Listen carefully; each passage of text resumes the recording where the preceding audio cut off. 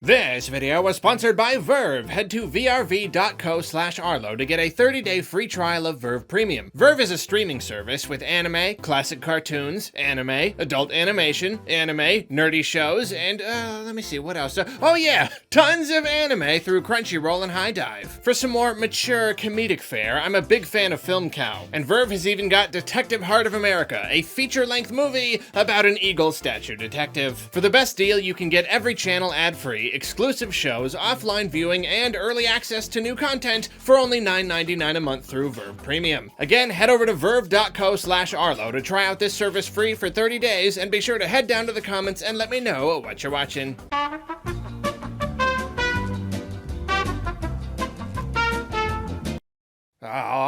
Hello my friends, and welcome to the lamest top games of the year list on YouTube. You heard me right. Seeing as playing games is a part of my job, you'd think I played a lot of them. But if you did, you would be wrong. The vast majority of my time is spent talking about games, and this year most of the games I played were ones that I did reviews on. As such, don't expect a bunch of deep dives or interesting choices here. Nearly all of the games on this list are ones that you've already heard me talk about before, thus the lamest top games of the year list on YouTube. So if this list is so lame, why am I doing it? This is fun. It's fun to gather up all my favorites and talk about them one more time before the year ends. And hey, I'll tell you what, I'll even rank them for you just to spice things up a little. Yeah, I don't usually do that, do I? So here we go. These are my top 7 Switch games of 2019. Starting off the list at number 7 is Ring Fit Adventure. And honestly, never in a million years did I expect one of Nintendo's weirder Blue Ocean kind of games to make any sort of list of mine, but I have to give this game props. Purely as a video game, it's only okay, but what it does to encourage exercise is incredible. Despite the simplicity of its RPG mechanics, it still feels like Nintendo did a lot more than they strictly needed to, and that effort paid off handsomely. Fighting monsters, gathering money and smoothie ingredients, boosting your stats using gear in the skill tree. I generally hate exercising, but this all gets me moving like little else can. It's also just an incredibly polished experience with really nice environments to run through, loads of helpful little quality of life features, and a wealth of options and modes. This could have been just another silly little casual Nintendo game that we look at for a minute then move on from, but here they've provided such a fleshed out and engaging experience that I give it a very strong recommendation, and I can honestly say it was one of my gaming related highlights this year. Oh, you've probably heard me reference number 6 plenty of times, but this is the first time I've gotten to talk about it directly in the context of actually playing it. Defense Grid 2 was on my list of third-party games I wanted on Switch the most, and now that I have it, it's as glorious as I imagined. It's a tower defense game where you build on predetermined tiles, and often you can use your towers to shape the enemy's path. There are small little maps to work on your micro-strategies, and sprawling ones where you have to figure out all the most efficient routes. Every single mission has about 1 million alternate challenges with medals to earn for each, so replayability is through the roof, which is exactly why having the game on Switch is so perfect. The game's even got a decent story with good voice acting from some notable actors. The presentation won't win any awards, but it's all nice and polished with pleasant 3D graphics. It's just a very addictive and satisfying experience. I like the idea of tower defense games, but for some reason very few of them actually click with me. The original Defense Grid was perhaps the first ever to do so, and though its sequel doesn't rewrite the formula by any means, it still offers enough extra features and goodies to make it a perfect tower defense experience. If you're a fan of the genre and you're looking for something meaty to sink your teeth into for an incalculable number of hours, look no further. There are not enough good 3D platformers out there anymore. It is a simple fact. The genre fell out of vogue years ago, and it's not an easy formula to get right. Fortunately, we've got number 5 on this list, Hat in Time, which is one of those rare games to emulate the 3D platformers of old and really get it right. The game has you going to all sorts of wacky places, getting into all sorts of preposterous scenarios. It's incredibly creative, with a lot of great gags and funny dialogue. Best of all, though, is the level design and gameplay. Apart from a wonky camera and a smidge of jank in the controls, the whole thing feels terrific to play. In most cases, level pacing and variety are perfectly balanced. There's also a lot to collect, including badges to augment gameplay and new hats to grant new abilities. If I have a major complaint, it's that the Switch version doesn't run super well, despite the graphics not really being anything special. But that's pretty easy to ignore when the game still manages to be so much much fun. It's just a very silly and joyous experience, not only capturing the spirit of now classic platformer games, but also the spirit of being a child with an active imagination.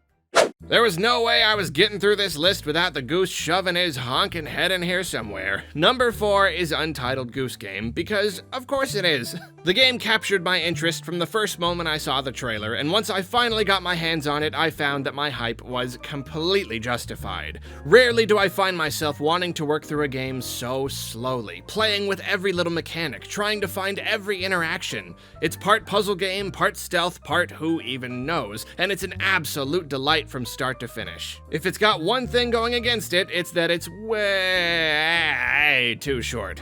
Like, imagine what would be too short for a game like this, and then imagine it's shorter than that. Every inch of the game is so delightful, and every problem is so much fun to figure out that I found myself hurting when I realized it was already over. Fortunately, it's got a decent post-game to stretch out the experience a little further. And even if it's short, I can say that it is still a wholly unique and wonderful experience. And it's not very often a game comes along that offers a concept so truly and honestly new. Fire Emblem Three Houses is coming in at number 3, and I gotta tell ya, I was very surprised by this game. It was my first Fire Emblem title, and I always suspected I might enjoy the series, but I ended up getting hooked a lot harder than I expected. And really, I think a lot of that is thanks to the new stuff it brings to the series. Being a teacher at a university provides so many opportunities to grow your units in specific ways and raise their support levels with each other that it's hard for me to believe it hasn't always been this way. I didn't expect to get so caught up in all the micromanaging, yet every time the option is open to me, I find myself running all around the monastery, hunting down every single dropped item and making sure to talk with every available NPC. Too many of the characters are a little too annoying or over the top for my taste, yet I still found myself becoming invested in them, and the overall story is pretty darn intriguing. Then of course, the actual gameplay. The battles are a ton of fun, and the interface is extremely user-friendly, which gives me the impression that this is a battle system that's been hugely refined over the years. Overall, Fire Emblem Three Houses is just a terrific and highly addictive game that can provide dozens and dozens of hours of playtime on your first playthrough alone, and even more with its multiple alternate story routes. Though I do have to say, man, this game is ugly. I mean, it doesn't matter as much if the rest of the game is great, but jeez, it's really ugly. Number 2 is The Witcher 3. This was another game I really wanted on Switch, though I never actually thought it would happen. Here it is though, and yeah, there are some sacrifices. It's pretty blurry and muddy and just kinda yucky looking. You can get a sense for the wonderful lighting and design in some parts if you sort of squint your eyes. But the sacrifices are worth it, because having such a big open world to mess around in on the Switch is a blessing. This is one of those games where you get completely lost exploring the world and gathering herbs and hunting down loot and doing side quests to the point where you have to very deliberately force yourself back to the main story. And it's great having a big open world game to eat up your time, but even better to have one with such terrific narrative. The world and all its culture and lore is really fascinating, and the voice acting and character animations are particularly good. Absolutely top-notch stuff. Everyone feels so alive and real, which of course greatly strengthens the story and overall experience. The Witcher 3 is just an extremely high-quality game, one that offers countless hours of fantasy fun, and one that I can now, very conveniently, play from the comfort of my bed. Is it any surprise? Is it any surprise that my game of the year is Luigi's Mansion 3? Look, I don't know why I'm quite this captivated by the ghost-catching gameplay, the treasure collecting, the overall aesthetic, but something about this series has its hooks in me. And after the simultaneously excellent and disappointing Dark Moon tried to make it a better fit for a handheld, 3 manages to return the series to its roots while also expanding on its ideas. The game is just so dense. Every inch of the hotel houses some secret cache of treasure, or some bit of charm, or some beautifully rendered object, or some silly gag. There's so much to see and do that I found myself inching through every room and hallway to make sure I didn't miss anything. Then the graphics are incredible, the cutscenes are terrific, they essentially brought back portrait ghosts. It's everything I would expect from a true Luigi's Mansion 3. Now, it's not necessarily everything I would want. It's got some shortcomings, and I feel like there are a couple areas I would still like to see improved or expanded, but that does not stop Luigi's Mansion 3 from being the best game I played this year, and no doubt I'm going to be playing it for years to come. The wait for Luigi's Mansion 4 has now begun. Before we go, something new. Remember how I said that I barely have any time to play games? Well, here are the top 4 games of 2019 that might have been on my previous list if I'd been able to play them. And the previous list was all Switch games, but these are just kind of any platform. Is this whole thing turning into a complete train wreck, or is it just me?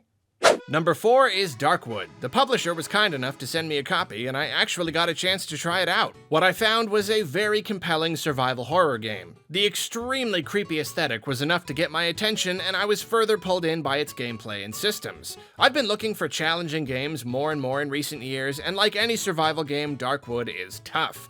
But I also can't stand wasting time, so the game not relying on permadeath sealed the deal. I spent some time learning the mechanics and decided I'd start a fresh run and really give the game my all later. And as of right now, I have yet to do that. Suffice it to say though, the game that I almost played seemed like it was going to be really cool, and someday when I play it, I hope that it is. Number 3 is Dragon Quest XI. I've never played a Dragon Quest game in my life beyond Dragon Warrior Monsters on the Game Boy Color, but this game looked really terrific. I mean, they marketed the heck out of it. It had a spot in just about every single Nintendo Direct for what felt like years. So after long enough, I started to go, yeah, you know what? It does look pretty good. In all honesty, I didn't even play the demo. Yeah, not even that. But regardless, everything I've seen makes it look like a good time, and I think there is a decent chance that if I'd given it a go, it might have made its way to my top games of the year list. Maybe not, but also maybe. Number 2 is Outer Worlds. Fallout 3 is the only Fallout game I've played, but I loved it. So the fact that Obsidian made New Vegas the follow-up that most people seem to think was the superior experience, and then they went on to make their own game that's like Fallout but better, and it got super duper good reviews from everybody? Well, hot dog, my friends, don't that just make it sound like a game I might have liked? Yeah, probably would have. Hey, at least it's coming to Switch in 2020 though, so maybe I'll get a chance to try it then. You know, if I'm not busy with other stuff or whatever. Number 1 is undoubtedly the most painful. This is the one game I didn't get to play despite having a burning desire to do so. I adore most of the modern Resident Evil games, and though I could never get used to the archaic controls in the originals, it did seem like they had something most of the modern titles don't. They're much more focused on exploration, like traditional adventure games, much more carefully and cleverly crafted. And I always feel like I should try them out, but I just, what? A complete remake of the second game with modern controls and camera, all rendered in exquisite detail? I drool at the thought of it. The game just looks so good. And if there was one game that nearly made me break and buy it and play it, despite the fact that I don't have time to play it, and even if I did, I have a massive backlog of games to play first, it was Resident Evil 2. Someday, my sweet, someday. I guess I should probably play the remake of the first game first, though. Also, all those other games that I own.